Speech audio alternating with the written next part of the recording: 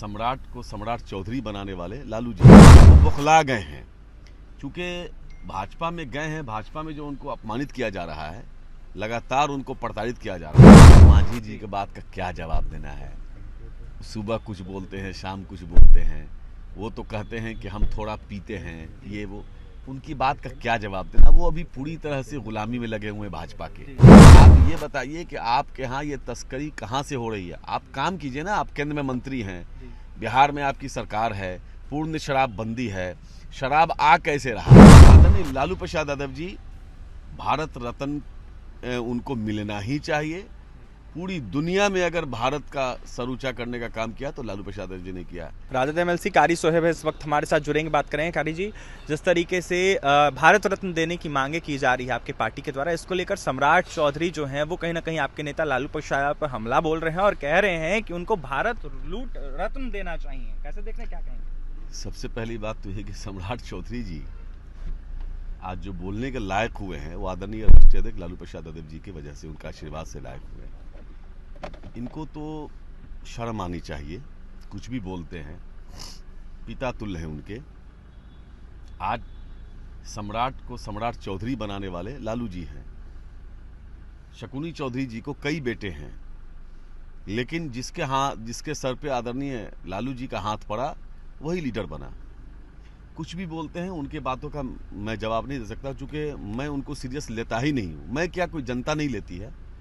वो बौखला गए हैं, चूंकि भाजपा में गए हैं, भाजपा में जो उनको अपमानित किया जा रहा है, लगातार उनको प्रताड़ित किया जा रहा है, तो विजय सिन्हा उनको बिल्कुल नहीं देखना चाहते हैं। आपस में ज़बरदस्त लड़ाई है। अभी उनको प्रदेश अध्यक्ष हटा करके प्रदेश अध्यक्ष पद से नए अध्यक्ष बने, वो उनको लगातार इग्नोर कर रहे हैं। पार्टी में वो हाशिए पर जाने से उनको मंत्रालय भी दिया गया, तो एक ऐसा मंत्रालय गया, चूंकि उनको लूटने की तो आदत है। जो आदमी को आदत हो लूट खसोट करने की, तो वो उनको मंत्रालय में लूटने की आदत है, तो उनको लूट मंत्रालय चाहिए था, वो मिल गया लूट मंत्रालय। विजय सिन्हा जी को जो वो लूट रहे हैं बढ़िया से, तो देख रहे हैं कि उनके जितने विरोधी पार्टी में हैं वो सब लूट रहे हैं अच्छे से, और इनको लूटने का मौका उतना मिल नहीं रहा है। तो इस वजह से फ्रस्ट्रेशन में है, वो कुछ भी बोल रहे हैं। आदरणीय लालू प्रसाद यादव जी, भारत रत्न उनको मिलना ही चाहिए। पूरी दुनिया में अगर भारत का सर ऊंचा करने का काम किया तो लालू प्रसाद यादव जी ने किया।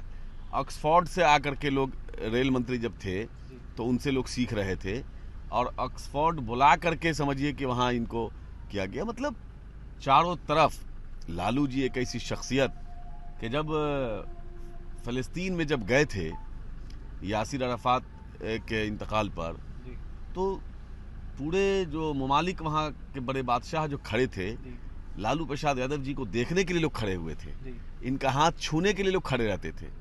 तो लालू जी ने पूरी दुनिया में इज्जत बढ़ाई है, भारत का, बिहार का नाम रोशन किया है, और पूरे देश में भीमराव अंबेडकर, गांधी और कर्पूरी ठाकुर जी के साथ साथ बात जो है, अगर कोई लीडर गरीबों का मसीहा हुआ है और है तो वो लालू प्रसाद यादव जी है। अंतिम पायदान पर बैठे हुए व्यक्ति की मदद करने वाला, उनकी लड़ाई लड़ने वाला कोई व्यक्ति है तो उसका नाम लालू प्रसाद यादव जी है। आपसे कारी सोहेब जी, जिस तरीके से शराब को लेकर आपके नेता हमलावर हैं बिहार के एनडीए सरकार पर, इसको लेकर अब जाकर जीतनराम मांझी कह रहे हैं कि वो पीते होंगे इसलिए उनको जानकारी होगी। ऐसे में तेजस्वी यादव पर हमला बोल रहे, कह रहे हैं कि वो तस्करी में। अच्छा, मांझी जी के बात का क्या जवाब देना है? सुबह कुछ बोलते हैं, शाम कुछ बोलते हैं। वो तो कहते हैं कि हम थोड़ा पीते हैं, ये वो, उनकी बात का क्या जवाब देना? वो अभी पूरी तरह से गुलामी में लगे हुए हैं भाजपा के। उनको केंद्र में मंत्री बना दिया तो वो अब कुछ भी करने के लिए तैयार है। उन नाम का हम पार्टी में हैं, वो तो विलय कर चुके हैं, वो तो मॉडली विलय कर चुके हैं, टेक्निकली विलय नहीं हुआ है, इसलिए उनकी बात का कोई जवाब नहीं। आप ये बताइए कि आपके यहाँ ये तस्करी कहाँ से हो रही है? आप काम कीजिए ना, आप केंद्र में मंत्री हैं, बिहार में आपकी सरकार है, पूर्ण शराबबंदी है, शराब आ कैसे रहा है, कैसे मिल रहा है, कहाँ से आ रहा है? बिना सत्ता संरक्षित अपराधी या बिना सत्ता संरक्षित पुलिस वाले के आ जाएगा? तो अब चूंकि उनके पार्टी के कार्यकर्ता ही लोग उस काम को कर रहे हैं, तो वो कुछ भी बोल करके बात को आप इधर उधर कर दीजिए, अलग बात है। लेकिन मांझी जी को जवाब ये देनी चाहिए कि ये आखिर जब पूर्ण शराबबंदी बिहार में है तो कैसे आ रहा है?